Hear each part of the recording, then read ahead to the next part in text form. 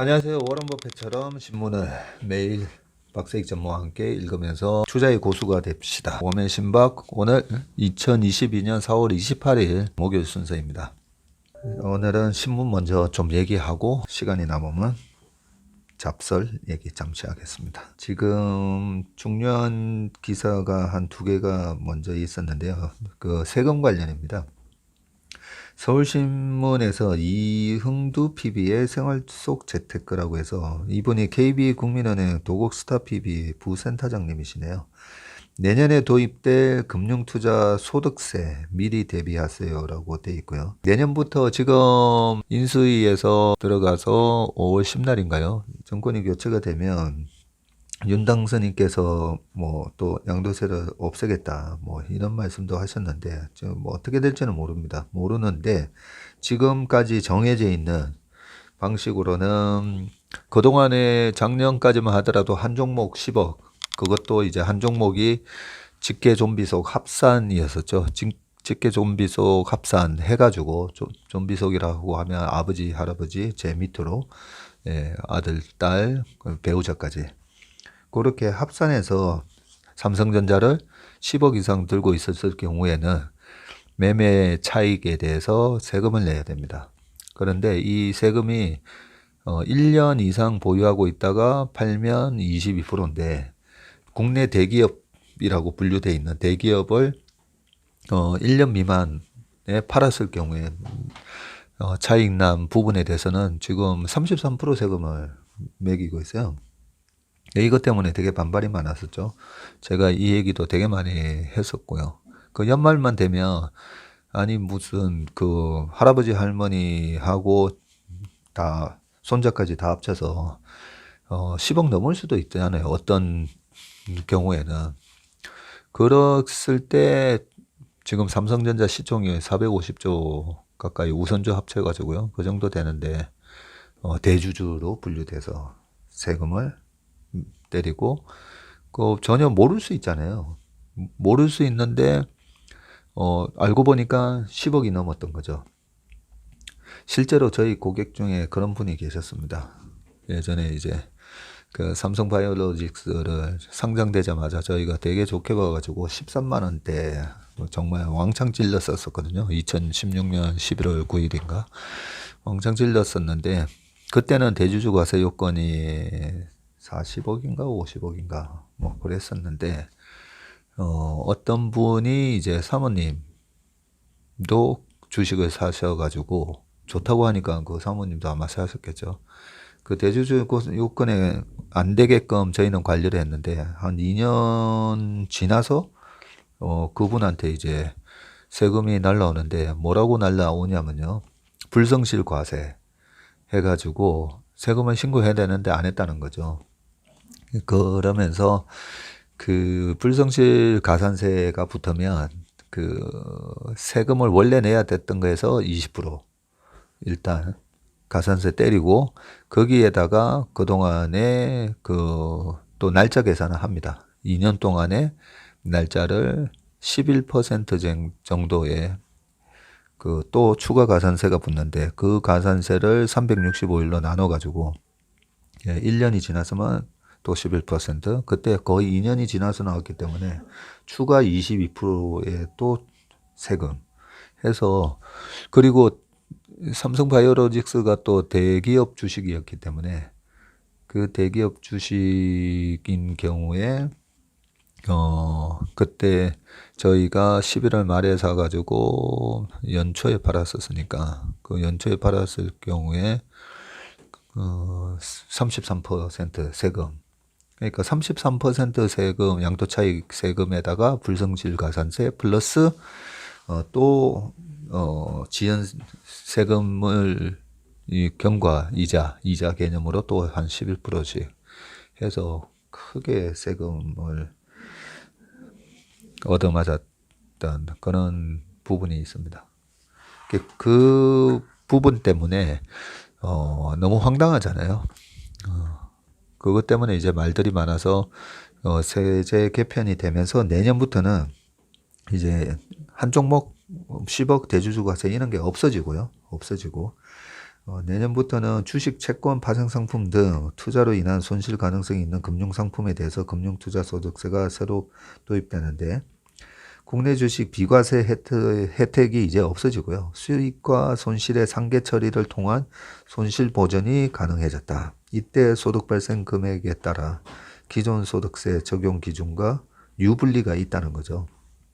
일단 그 3억 이하 소득 22%, 초과 27.5% 세율인데 기존 금융소득은 우선 15.4% 과세를 하고 연간 소득 금액이 2천만 원이 넘으면 이듬해 종합소득 신고를 통해 합산한 소득금에 따른 누진세율이 적용이 된다. 반면 금융투자소득세는 3억 이하의 소득의 22%, 3억 원 초과의 소득에 대해서는 27.5%의 단일세율을 적용한다. 따라서 금융투자소득 2천만 원 미만 소득자는 변경되는 소득세율이 상대적으로 불리하게 적용될 수 있다. 이 세금 관련한 거는 이렇게 읽을 때마다 머릿속이 복잡해지고 어렵습니다. 네.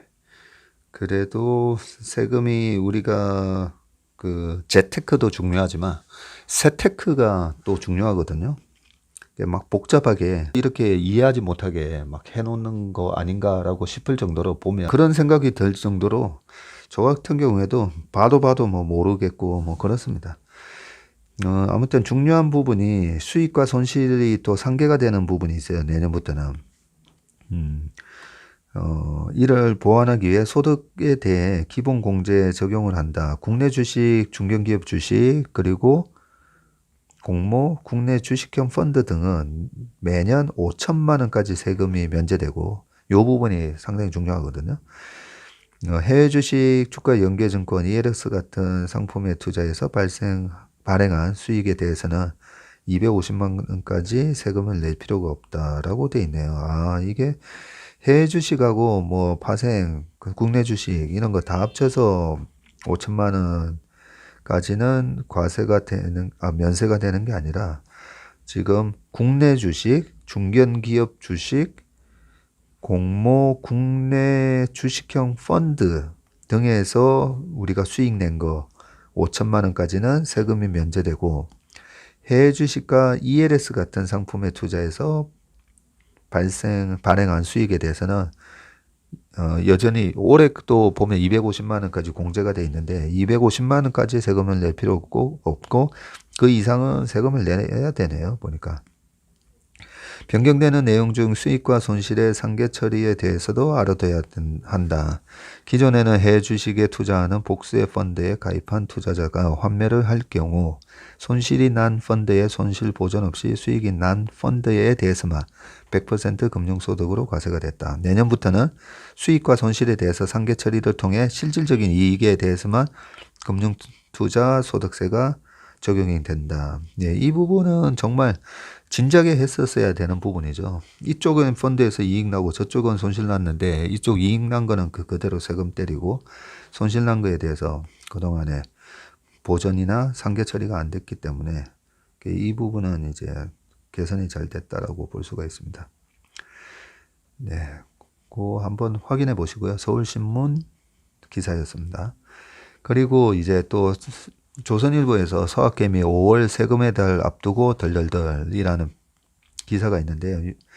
올해 해외 주식 마이너스인데 작년 수익 22%를 양도세 내야 되고 부정신고 때는 가산세부터 주의를. 네. 국내 주식은 지금 손해가 엄청난데 해외 주식 양도세를 꼭 내야 하나요? 올해 새로 산 해외 주식 종목이 마이너스인데 양도세 꼭 내야 하나요? 작년 해외 주식에 관한 그런 세금을 내야 되는 게 이제 올해 5월 달에 내야 되다 보니까 작년에는 괜찮았잖아요. 뭐 이익이 나서 세금을 내야 되는데 올해는 지금 된통 터져 있는데 이 세금 내려니까 엄청 아까운 거죠. 작년에 뭐 3억 투자해 가지고 20% 벌어서 6천 벌었다가 지금 6천 다 까먹었는데 세금을 내야 되냐 이런 얘기입니다. 국내 주식은 소액주주의 경우 매매 차익이 비과세이지만 아까 처음에 제가 말씀드렸던 거죠. 국내 주식 10억 이하인 경우에는 비과세이지만 해외 주식은 250만 원 이상 그 250만 원까지 공제해주고 그 이상 차익이 나면 세금 22%를 내야 한다. 가령 애플 주식을 샀다가 팔아서 1,000만 원을 벌었다면 기본 공제 250만 원 제한 750만 원에 대해서 세금 22% 해서 165만 원을 5월에 납부해야 된다는 거죠. 미국 증시에 상장되어 있는 ETF 역시 양도세 납부 대상이라는 거고요. 본인이 직접 작성해서 세무서나 홈택스에 신고하면 되는데 이 양도세를 신고하지 않거나 부정신고하면 가산세가 붙기 때문에 주의해야 된다는 거고, 아까 제가 말씀드렸죠. 불성실 가산세에다가 뭐 거의 11% 가까이 되는 걸 일할 계산해서 내야 된다고 되어 있습니다. 삼성증권 관계자는 해외 주식 양도세 신고는 1년에 한 번이라서 잊기 쉽다 하면서 갑자기 세금으로 목돈을 내려면 투자 계획에 무리가 생길 수 있으니 세금 낼 돈은 미리 확보해 두는 게 좋다라고 되어 있습니다. 그리고 장기선 신한금융 세무팀장이 해외 주식 투자로 손해를 봤어도 세법상으론 신고를 해야 하는데 납부할 세액이 없기 때문에 가산세 등 불이익은 없다면서 기혼자의 경우에 부부 증여 10년 6억 원까지 비과세를 활용하며 취득가액을 낮추는 효과가 있어서 세금 부담을 덜 수 있다고 말했다. 한편 지난해 해주식 양도세를 낸 개인은 12만 360명, 전년 대비 4.2배 증가했다. 납부세액은 7,744억 원으로 전년 대비 5배나 늘었다라고 되어 있습니다. 마지막 이 부분은 해외 주식 투자로 손해를 봤어도 세법상으로는 신고를 해야 하는데 납부할 세액이 없기 때문에 가산세 등 불이익은 없다. 이 무슨 말인지 사실 조금 잘 모르겠습니다. 돈이 없으면 돈 낼 돈이 없어서 그걸 증빙을 하면 가산세 등 불이익이 없다는 건지 잘 아는 세무사랑 상담을 해보시기 바라겠습니다. 인공지능의 두뇌, AI 반도체 개발 전쟁이라고 해서 조선일보에서 나온 기사고요. 국내 기업들도 속속 참전하고 있다라고 하면서 이 그림도 보면 아주 굉장히 무시무시한 그림이네요. 로버트에다가 머리에다가 칩을 심어서 게티 이미지 뱅크에서 따온 거네요. 글로벌 AI 반도체 시장 규모가 가트너 자료인데요. 2021년도에 343억에서 2025년도에는 711억 달러. 이게 달러네요. 그러면 이 343억이면 거의 40조 시장인데 2025년이 되면 한 90조 시장이 된다라는 부분이고요. 옆에 사진에 페이스북이 자체 개발하는 고성능 AI 연산 플랫폼 자이언이라고 해서 사진을 보여주고 있고요. 기존 반도체와 AI 반도체의 차이. 기존 반도체는 범용 목적의 단순한 인지 수준인데 AI 반도체는 인공지능 연산에 최적화해서 복잡한 상황 인식 판단이 가능하다는 거고요. 특징은 데이터를 프로그램대로 순차적으로 처리를 하는 게 기존 반도체라면 AI 반도체는 대량의 데이터를 동시에 병렬 처리할 수 있다라고 하면서 과학기술정보통신부 자료를 인용을 했습니다. AI는 정말 우리가 1차 산업, 2차 산업, 3차 산업, 4차 산업 혁명 거기서 이제 AI가 차세대죠. 이 부분에 있어서 AI에 사실 그 엔비디아의 GPU 이런 부분도 반드시 이제 필요하다 보니까 엔비디아 주가도 이제 많이 오르고 했었는데 여기에 쭉 나오네요. 좀 읽어보겠습니다. 인공지능 AI를 탑재한 IT 기기와 서비스가 확대되면서 AI 반도체 개발 경쟁이 더욱 달아오르고 있다. AI 반도체는 대규모 연산을 초고속 저전력으로 실행하는 AI의 두뇌에 해당한다. 일반 컴퓨터 CPU보다 많은 정보를 동시에 처리할 뿐 아니라 이를 토대로 학습 추론까지 한다. 최근 자율주행 시스템, 클라우드에도 속속 접목되면서 엔비디아, 구글, 아마존, 웹서비스 등 빅테크 기업들도 고성능 AI 반도체 개발에 집중하고 있다. 국내에선 삼성전자, 퓨리오사 AI 등이 뛰어들었고 최근 SK그룹도 AI 반도체 전문 기업 사피온을 출범시키는 등 경쟁이 격화하고 있다. 항상 이제 시장이 중요한데 여기 또 시장을 잘 우리 여기 기자님이 잘 조사를 또 해 놓으셨네요. 실리콘밸리에서 김성민 특파원이시군요. 네. 급증하는 AI 반도체 시장. 아까 말씀드렸죠. 21년도에는 한 43조에서 25년도에 한 90조로 2배 이상 커질 것으로 전망이 되는데 AI 반도체는 1세대 격인 CPU와 GPU, 2세대가 FPGA, 프로그래밍이 가능한 반도체, 그 다음에 ASIC이라고 해서 주문형 반도체 등으로 구분이 되는데 GPU는 당초 게임처럼 복잡한 그래픽을 처리하기 위해 개발됐다가 데이터의 동시 병렬 처리 기능을 인정받아 AI 반도체로 지금 활용이 되고 있다. 시장을 주도하는 미국 엔비디아 GPU가 전체 AI 반도체 시장에서 차지하는 점유율은 90%에 달한다라고 되어 있습니다. 엔비디아는 아마존, 구글, 마이크로소프트, 알리바바 등과 기술 협력을 진행 중이고 자율주행차용 AI 반도체인 자비아도 출시했다. CPU, GPU처럼 범용성은 떨어지지만 AI 연산에 특화된 반도체들도 속속 나오고 있다. AI 딥러닝에 특화되어 있어 NPU, 신경망 처리 장치, 아마 뉴럴 프로세스 유닛 이런 거겠죠 라고 불리기도 한다.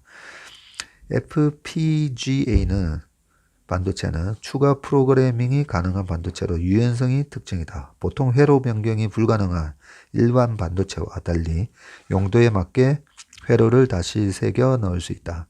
2020년 10월 미국 반도체 업체 AMD가 FPGA 업체인 자일링스를 350억 달러에 인수해 인텔과 시장을 양분하고 있다. 자일링스가 요 FPGA 반도체를 개발하던 회사였었군요. 그 다음에 ASIC, ASIC이라고도 하고요. 특정 서비스에 사용할 목적으로 제작하는 주문형 반도체로 고효율이 특징이다. 구글이 자체 개발해 데이터 센터에 사용하고 있는 TPU, Tensor Process Unit은 구글의 AI 기계 학습 엔진인 TensorFlow에 최적화되어 있다.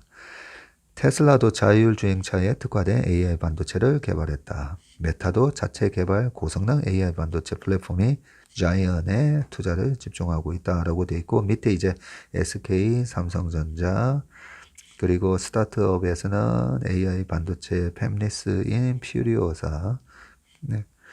이 팹리스 같은 경우에는 이제 공장 공장 없이 설계만 전문하는 그런 회사를 얘기합니다. AI 반도체 성장 경영대에서 엔비디아를 넘어서는 등 두각을 나타내고 있다. 이 퓨리오사 AI가 그렇다네요. 예, SK그룹도 밑에 쭉 나오는데요. SK는 시너지 확대를 위해서 SK 스퀘어와 SK텔레콤, SK하이닉스 등 3사가 SKICT 연합을 꾸렸고 이들이 공동 투자해서 AI 반도체 설계 기업 사피언을 미국, 한국에 동시에 세웠다라고 되어 있네요. 미국 실리콘밸리에 만난 유수정 대표는 사피온 X220는 AI 연산에 불필요한 그래픽 처리 기능을 빼 효율을 높인 제품이라며 같은 시기에 나온 엔비디아 GPU와 비교해 딥러닝 연산과 데이터 처리 속도가 1.5배 빠르고 사용 전력량은 20% 적다고 말했다. 오, 대단하네요. 사피온은 SK그룹 계열사와의 시너지를 토대로 세계 시장을 공략한다는 계획이다. 보안, AI 스피커, 영상 화질 개선 등 다양한 서비스에 사피온의 AI 칩을 적용해서 검증된 성능을 바탕으로 글로벌 시장을 두드리겠다는 것이다. 라고 되어 있습니다. 엔비디아의 GPU를 뛰어넘는 그런 아주 훌륭한 AI 연산에 필요한 반도체를 개발했다고 하니까 박수를 보냅니다. 조선일보 또 기사인데요. 동영상 서비스는 울고 클라우드는 웃고 이게 아마 빅테크 기업들 최근 실적 발표를 가지고 아마 얘기한 것 같습니다. 코로나 특수가 끝나자 유튜브는 부진하고 알파벳 순이익이 작년보다 8% 줄어서 우크라이나 전쟁 등 거시 경제도 영향을 받고 있다. MS 클라우드 매출은 26%나 뛰었다라고 돼 있는데 이 부분은 우리 미국 시장 그 체슬리 모닝 브리프를 좀 참고하시기 바라겠습니다. 해외 시장 동향보다 저기 우리 최일호 상무가 풀어주는 미국 이야기 거기서 실적 발표에 대해서 아주 자세하게 저희가 아침에 공부를 했습니다. 그리고 한국일보에서 신세계도 월 3,900원 스마일 클럽 출시를 했고요. 이커머스 3강 유료 멤버십으로 정면 대결이라고 되어 있습니다. 쓱닷컴하고 G마켓 등 멤버십을 통합하고 할인 쿠폰 등 공통 전용 혜택 제공에 나서 쿠팡 네이버와 고객 쟁탈전에 나서라고 되어 있습니다. 제가 이쪽 시장이 지금 거의 뭐 진흙탕 싸움이잖아요. 제가 쿠팡 얘기하면서 저번에 한번 말씀드렸었는데 쿠팡이 돈을 때려붓고 있는데 또 기존의 신세계 그룹도 있고 그 다음에 네이버하고도 싸워야 되고 그러다 보니까 저는 쿠팡이 정말 제대로 나중에 살아남을 수 있을지 모르겠는데요. 일단 한번 조금만 좀 읽어보겠습니다. 신세계 그룹이 쓱닷컴의 유료 멤버십을 신설하고 뭐 이런 거는 괜찮은 거죠. 그 미국의 코스트코라고 있잖아요. 그 양재 코스트코 매장이 뭐 전 세계 매출 1등이다. 뭐 그랬던 뉴스를 옛날에 본 기억이 나는데 거기도 보면 이제 멤버십을 3만 원, 4만 원 내고 멤버십 낸 돈이 아까워서 계속 그 이용을 하게 되고 그런 멤버십 제도를 아마존도 아마존 프라임이라고 해서 거의 10,000원 정도였는데 좀 최근에 약간 또 올려받았던 것 같기도 하고 유튜브도 마찬가지잖아요. 그죠? 유튜브도 프라임 서비스를 신청을 하면 중간에 이제 광고 없이 볼 수 있게끔. 그런데 이 멤버십 서비스를 그 주식 시장에서는 밸류에이션을 좀 높게 평가를 해주는 게 미래의 캐시플로우에 대해서 그 예측이 가능해야 되거든요. 그 보통 이제 우리가 시클리컬이라고 하는 기업들, 뭐 반도체 포함해 가지고 도대체 뭐 예상이 안 되잖아요. 작년에도 올해 1Q, 2Q 뭐 안 좋아질 거다 했는데 별로 안 좋지도 않고 울트라 슈퍼 사이클이 온다라고 했을 때도 보면 그 다음에 또 이익이 박살나고 그런 것처럼 그 예측 가능성 그걸 갖다가 이제 visibility라고 하죠. 이 visible 해야 되는 거죠. 이제 우리가 이래 그래 내년에 확실한 그 정도 매출이랑 이게 나와라고 해서 가시성이 높아야 되는데 이 visibility가 이 멤버십이라는 걸 하면 그 미래에 들어올 캐시플로우가 굉장히 투자자, 주주, 기업 입장에서는 확실해지니까 그런 기업들에 대해서 멀티플이 높아지는 그런 효과가 있습니다. 그래서 이렇게 뭐 지금 월 3,900원 이런 식으로 해서 멤버십을 제도로 적용하는 거 이런 거는 좋은 현상이라고 봅니다. 그래서 SSG 쓱닷컴이 지금 기존 무료 멤버십을 다음 달까지 유지하는데 6월 달부터는 새로운 멤버십 제도를 이제 적용을 한다. 뭐 이렇게 돼 있고요. 결국은 이렇게 좋은 멤버십 제도까지 이렇게 해서 결국은 이 진흙탕 싸움에서 이제 누가 살아남는지 그 부분이 뭐 앞으로 한 2, 3년 안에 계속 이제 뭐 쿠팡도 계속 이제 그 뭐 7천억 적자 나다가 얼마 전 뉴스에서 그 1조 뭐 얼마 1조 4천억 적자 나고 이렇잖아요. 누가 이제 버티느냐 치킨 게임을 하고 있는 거죠. 그 치킨 게임이 끝나고 나면 저는 이제 살아남은 기업들이 살아남은 기업들이 잔치를 벌리는 그런 모습 속에서 이제 주가가 본격적으로 상승할 것으로 그렇게 예상을 합니다.